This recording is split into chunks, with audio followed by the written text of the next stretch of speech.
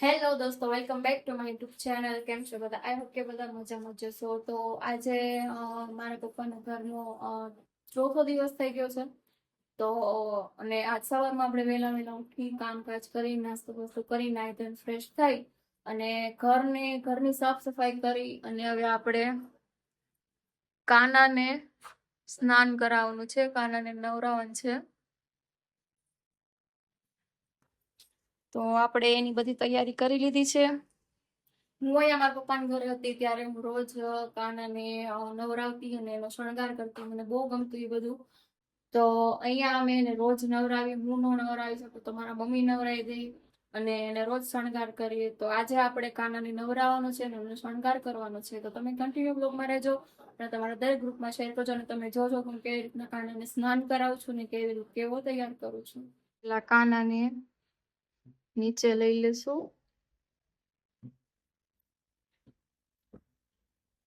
જો મારો કાનો.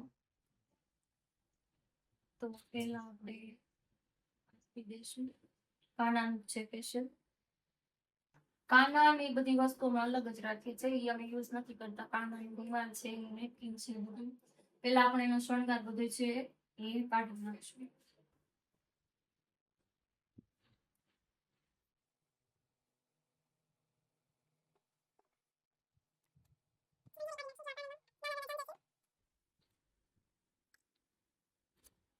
હવે આપણે આમાં રાખી અને એને સ્નાન કરાવશું.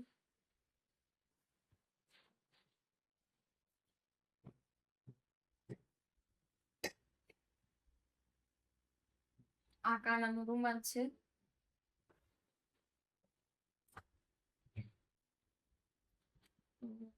નાની કરી લીધી છે. હવે આપણે એને વસ્ત્ર પહેરાવવાના છે. વસ્ત્ર તો એના ઘણા બધા છે. આ ટોપલી આખી કાનાના કપડાની છે વસ્ત્રની. આ એમાં બધો શણગાર છે. બધા મુંગટ છે કાનાના. આ બધા આ મુંગટ હું બરોડામાંથી લાવી હતી કાના.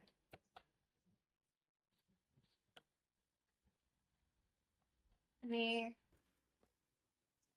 માળા છે કાનાની બધી ને આ બધા વસ્ત્ર છે. જો તમે કેટલા બધા છે. તો આજે આપણે આવડા કેસરી કલરના વસ્ત્ર પહેરાવવાના છે.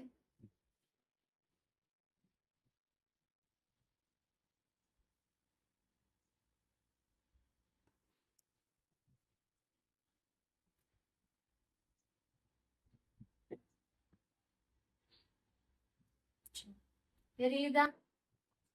હવે આપણે એનો શણગાર કરશું.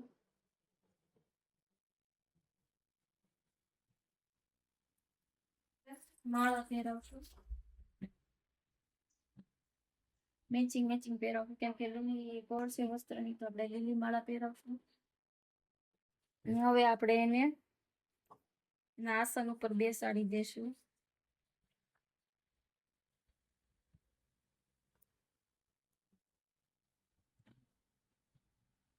આપણો કાના થઈ ગયા છે તૈયાર. હવે આપણે એને શું કહેવાય ઓવાળના લઈ લેવું.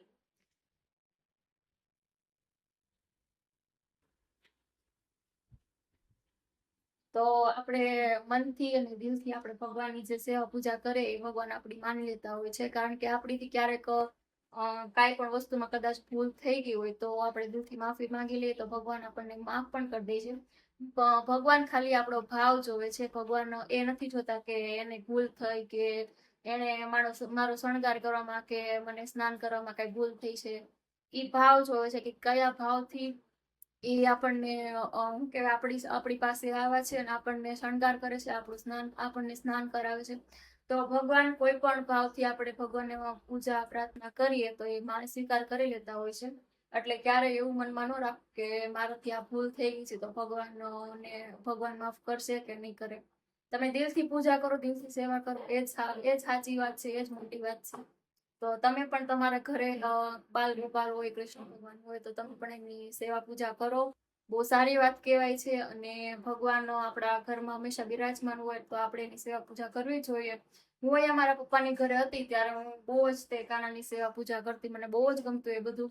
અને હવે ફરીથી હું અહીંયા આવી છું તો હું કહું કે કાનાને હું સ્નાન કરાવીને હું ફરીથી પહેલાના દિવસો યાદ કરું અને કાનાનો શણગાર કરું. મને બહુ જ ગમે કાનાનો શણગાર કરો, એની બધી વસ્તુ લેવાનું.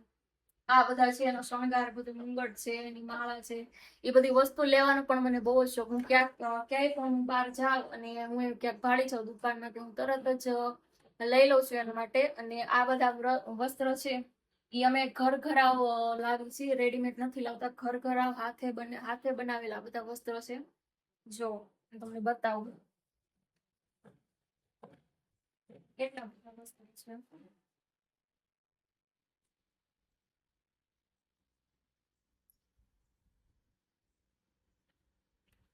બધા મસ્ત મસ્ત છે. આપણને એમ થાય કે કયા પહેરાવા અને કયા નથી પહેરાવા, કેમ કે ભગવાનના વસ્ત્ર તો બધા સુંદર જ હોય, બધા મસ્ત જ હોય.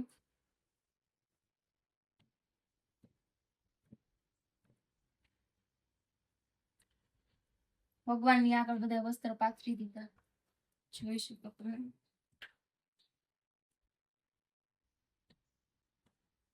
અમુક નાના છે, અમુક મોટા છે, પણ બધા કાનાને માપે થઈ જાય છે. આ બધા જ વસ્ત્રો હાથે બનાવેલા છે. હજી બહુ બધા છે પણ એ બધા હવે જૂના થઈ ગયા છે, એટલે હવે જળમાં પધરાઈ દેશું. જો કેટલા બધા વસ્ત્ર છે કાનાના. અને આ બધા મુંગટ છે કાનાના.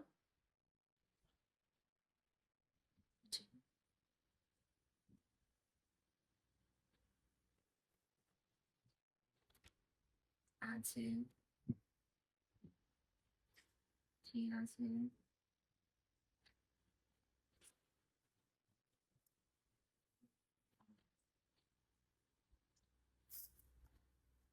ને આ બધી માળા છે. માળા પણ કેટલી બધી છે, કેમ કે રોજ અલગ અલગ વસ્ત્ર પહેરાવ્યું તો એ પ્રમાણે મેચિંગની માળા પહેરાવીએ છીએ. એટલે અમે બધો શણગાર કાનાનો મેચિંગ જ રાખીએ છીએ. કેમ કે આપણે કઈ પણ વસ્તુ પહેરી હોય તો આપણને કેવું એમ થાય કે આ એનો મેચિંગ નું પહેરીએ. પછી આપણે છોકરીઓને તો એવું હોય કે ડ્રેસ ગુલાબી કલર નો પહેર્યો હોય તો પછી નેલ પોલિશ ગુલાબી કલર ની પહેરે, પિંક કલર ગુલાબી કલર ની પહેરે. તો પછી એમ આપણે ભગવાનને પણ મેચિંગ નું પહેરાવીએ તો સરસ લાગે, એમ સારું લાગે. આ બધી માળાઓ છે કાનાની.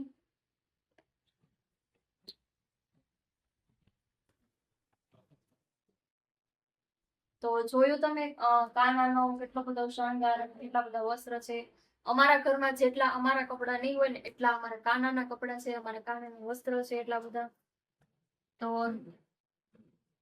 તમે કન્ટિન્યુ વ્લોગમાં રહેજો અને તમારા દરેક ગ્રુપમાં શેર કરજો. અને તમને કાનાની સેવા પૂજા ગમતી હોય અને કાના કૃષ્ણ ભગવાનને માનતા હોય તો કોમેન્ટમાં જય દ્વારકાધીશ લખજો, જય શ્રી કૃષ્ણ લખજો.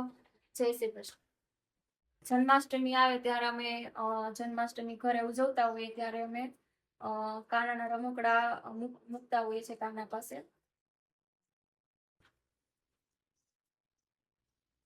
જો આ બધા કાનાના રમકડા છે. ગાય છે, હાથી છે, પછી મોર છે,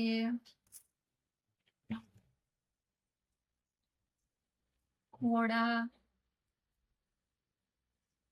અમુક પેલા થઈ ગયા છે, પાછળથી સ્ટેન્ડ નીકળી ગયું છે. અને આ શ્રીનાથજી, શ્રી યમુનાજી ને શ્રી મહાપ્રભુજી. પોપટ છે.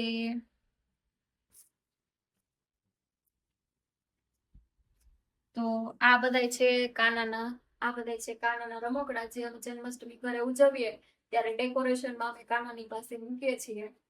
તો જોઈ શકો છો હાથી, ઘોડા, મોર, પોપટ.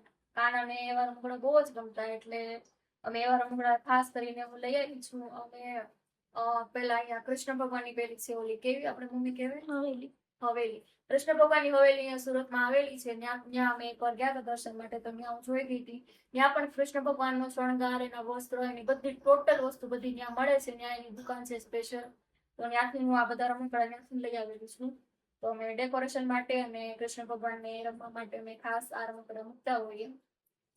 તો બધાને જય શ્રી કૃષ્ણ, જય દ્વારકાધીશ. કૃષ્ણ ભગવાનને તમે માનતા હોય અથવા તો તમારી ઘરે બાલ ગોપાલ હોય, તમે એની સેવા પૂજા કરતા હોય તો કમેન્ટમાં જય શ્રી કૃષ્ણ લખજો. જય દ્વારકાધીશ, જય શ્રી કૃષ્ણ.